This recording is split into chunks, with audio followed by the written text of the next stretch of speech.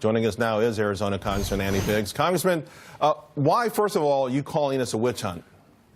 Well, because it's clearly careened way out of control and way beyond the scope of its original purpose. That'd be one reason. The second reason would be the people that are staffing this investigation have an incredible bias and conflict that has now become apparent.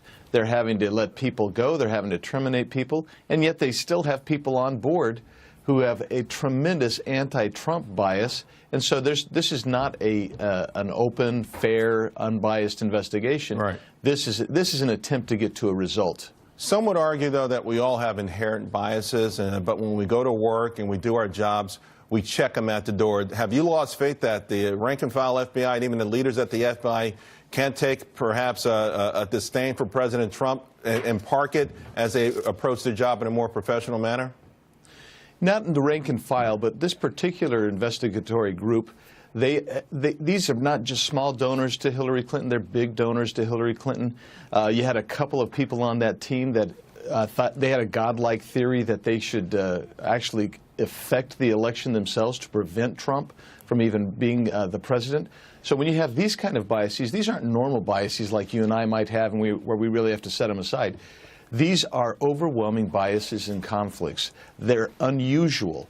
And to get that staff of people in there that have such deep-seated bias, then it taints the whole investigation. I don't think they can get to a fair outcome. Congressman Biggs, are you worried, though, that you created even larger issues? Some have even called a potentially constitutional crisis if Robert Mueller is fired. Would that make this issue, which seems to be fading on its own, even worse?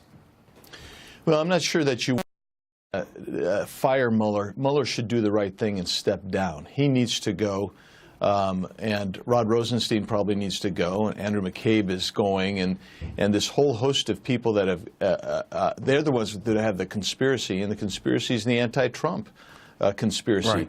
They need to go, and they need to do it bravely and courageously and step aside. Well, let's assume they don't do that, and we ultimately get some sort of a report out of this, some sort of conclusion. Will that conclusion always be tainted? And if that's the case, where does it take us? To another special investigation?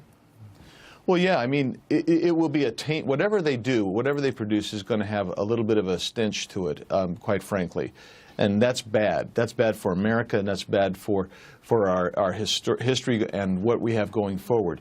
The other thing that you've got going, you've got the Inspector General that's investigating everything from how they investigated Hillary, because you have people on this team that were working essentially to exonerate Hillary Clinton, and that's just bad form. That's why the Inspector General's report is going to be so interesting, which we hope will be out in a couple months.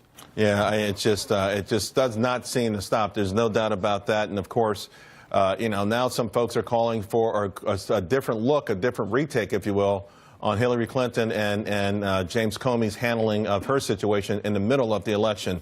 Representative Biggs, thank you very, very much. Always appreciate having you on, and that was a good op-ed. Thank you. Thanks, Charles. Good to be with you. Joining us